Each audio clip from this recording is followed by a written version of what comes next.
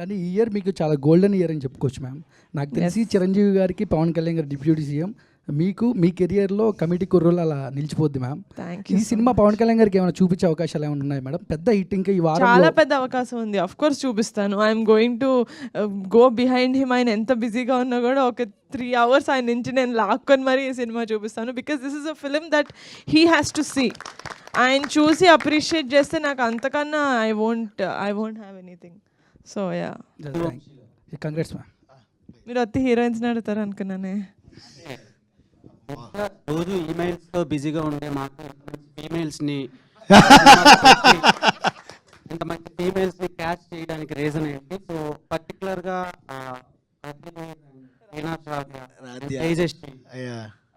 వీళ్ళని క్యాచ్ చేయడానికి రీజన్ ఏంటి? అందంగా ఉన్నారండి.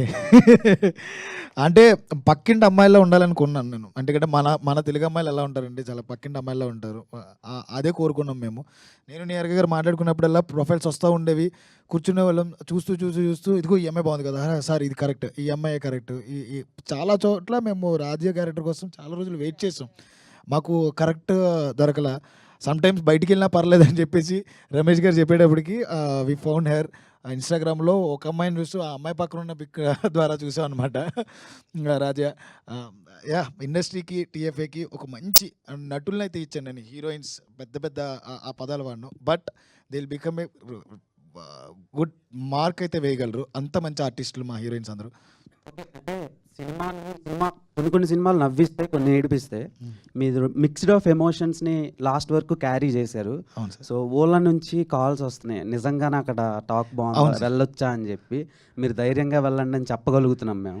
అది చాలు సార్. నేను అడగలేదు, అడుగుతారు. ధైర్యంగా వెళ్ళొచ్చా అని అడుగుంటే కనుక నేను బాధపడుతున్నాను. ధైర్యంగా వెళ్ళొచ్చని మీరు చెప్తున్నారు చూడండి, చాలు సార్ నాకు అది. సో ఈ సినిమాని ఎంతమంది రిజెక్ట్ చేశారు? 11. నిహారిక కొనిదెల గారు. సో నెక్స్ట్ రాబోయే సినిమాలు ఇలా డెబ్యూటెంట్స్తో చేస్తారా, లేదంటే స్టార్ డైరెక్టర్స్, స్టార్ మేకర్స్తో చేస్తారా? ఎవరు తెచ్చినా మంచి కంటెంట్ తెస్తే చేస్తానండి. అది పెద్ద డైరెక్టర్ అయినా కూడా, అది కొత్త డైరెక్టర్ అయినా కూడా. ఎందుకంటే నన్ను ఎవరో అడిగారు, వంశీ ఎవరి దగ్గర చేశారు ఏడీ లాగా, ఏదైనా చూసావా తన కంటెంట్ అని. ఆయన ఎవరి దగ్గరే అసిస్టెంట్ డైరెక్టర్ లాగా, అసోసియేట్ డైరెక్టర్ లాగా చేయలేదు. This is his first project. డైరెక్ట్గా ఆయన చేయడమే ఇంత మంచి బ్లాక్ బస్టర్ ఇచ్చారు మాకు. So it's not about experience, it's about the passion and the talent and the skill that you have. Okay, Prasad Behra గారు. సో